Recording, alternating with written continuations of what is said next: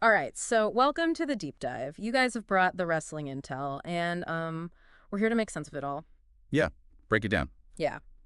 Today we're going deep on the recent events from Me and the Boys Wrestling, kind of give you a quick understanding of all the crazy things that have happened. We're going to be talking about everything from that shocking tag team title match to the ongoing faction wars and the start of a War Games tournament. Yeah. And we've had some title changes, the mixed tag team titles, and the QLW championship. Right? Plus, that main event Elimination Chamber match had a very interesting finish, so It did. we're going to break it all down. Oh, and of course, Hunter S. Mustache is still delegating matches Uh-oh. rather than actually, competing. So Very interesting. let's get into it, shall we? Let's do it. Okay, let's start with that tag team championship match. French Lover and RJ the Terrible challenged Cameron Taylor and Connor Lockland for the titles, and things did not go according to plan for the champions. No, No, they did not. In fact, there was already a little tension brewing, I think, right? Yeah.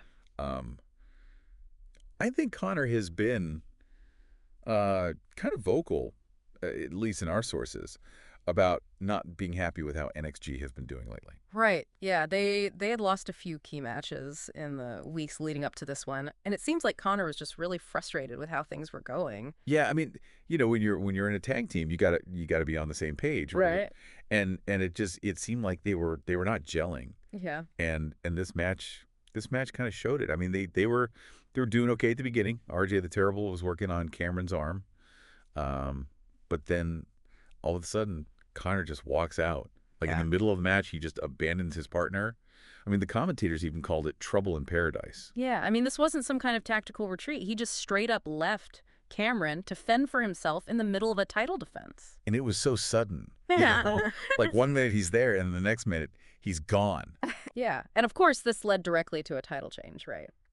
With Connor out of the picture, French Lover hits Cameron with a spear, and RJ the Terrible finishes him off with his broken heart attack. Yeah, who the hell saw that coming, right? No, totally unexpected. So, French Lover and RJ the Terrible are your new tag team champions. Now, what does this mean for Connor, though? Right.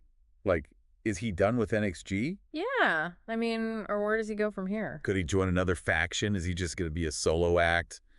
Lots of questions. Yeah, and speaking of factions, things are really heating up with the introduction of this War Games tournament. Oh, yeah. This is going to be good. 8 factions, 7 matches over 7 weeks. They're going all out. Yeah, and they've got this really interesting point system, too. The lower-seeded team in each match can actually earn 10 points if they win, whereas the higher-seeded team only gets 5 points. Right, so there's a huge incentive for the underdogs to pull off an upset.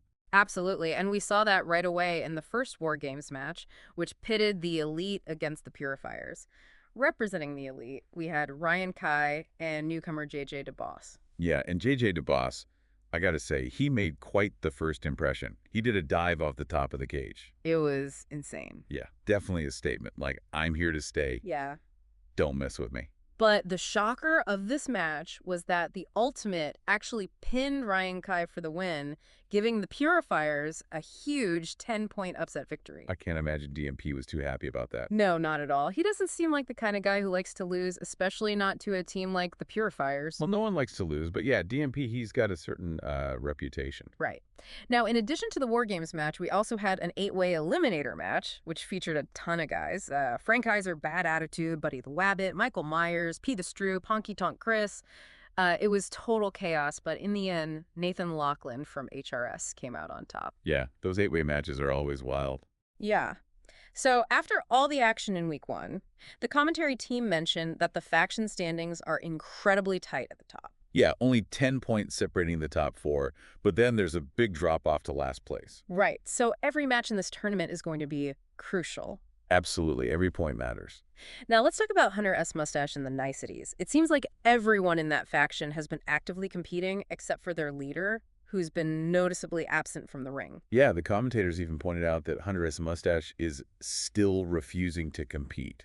And they even added an asterisk, like, this is something we should be paying attention to. Right. And it makes you wonder, is this some kind of heel move? Right. Is he trying to avoid putting himself at risk while his teammates do all the dirty work? Yeah, it's a classic wrestling trope. The leader who stays on the sidelines and lets everyone else fight their battles. Right. But maybe there's another explanation. Maybe he's injured. Or maybe he's got some kind of master plan up his sleeves. Yeah, we'll have to wait and see. Okay, let's move on to the championship scene. We have new mixed tag team champions, and it's a pair you might not expect. Angelo King and Selena Snow. Yeah, they won a pretty grueling tournament to capture the titles. I think the commentary even called it a ridiculous affair at one point. It sounds like it was a wild ride. And apparently, Selena Snow had some initial trouble getting into the tournament because of what they call DLC issues. Right, the WCW pack? Yeah, but once she was finally in, she just dominated. Yeah, she was unstoppable. And Angelo King has been on fire lately, too. He has. So they were a force to be reckoned with in that tournament. Yeah, they were. And speaking of tag team turmoil, we already talked about French Liver and RJ the Terrible becoming the new tag team champions after Connor walked out on Cameron. Yeah, that was a huge upset. It really was. I mean, nobody saw that coming, especially considering that French Lover was originally supposed to team with Mr. Tyrell, and then it was going to be DUI. Right, but both of those guys ended up being in the Elimination Chamber match. Yeah. So it'll be interesting to see what happens with the tag team titles now. Yeah, French Lover and RJ the Terrible are an interesting pairing. They are. They could be really good together. Yeah, and this title change could have big implications for the faction wars, too. Oh, absolutely. Every title reign means points for the faction. Exactly. Okay, finally, let's talk about that main event Elimination Chamber match. It was a wild one. Yeah, it was. You had DUI, Drake the Devil Castle, Mr. Tyrell, Butch Duncan, Fingers, and Fitzall vying for the title. Yeah, and right off the bat, Mr. Tyrell had a tough draw starting the match against Butch Duncan. Yeah, and Butch made quick work of him. He was the first one eliminated. But then things got really weird when Fingers, the champion, came out way earlier than expected. He was supposed to be the last entrant, but he came out like third. Yeah, the commentators were baffled. I think they even said something about DMP's plan backfiring. Yeah, it seems like he really thought that having Fingers enter last would give him an advantage. Yeah, well, it didn't work out that way. DUI eliminated him pretty quickly after he came in. Yeah, and then we had that crazy spot with Fitz and Drake the Devil Castle where they both hit each other with spears. He was insane. But ultimately, it was DUI who came out on top, hitting Fitz with a second rope spear for the win. Yeah, it was a dominant performance by DUI. He looked really strong in that match. Yeah.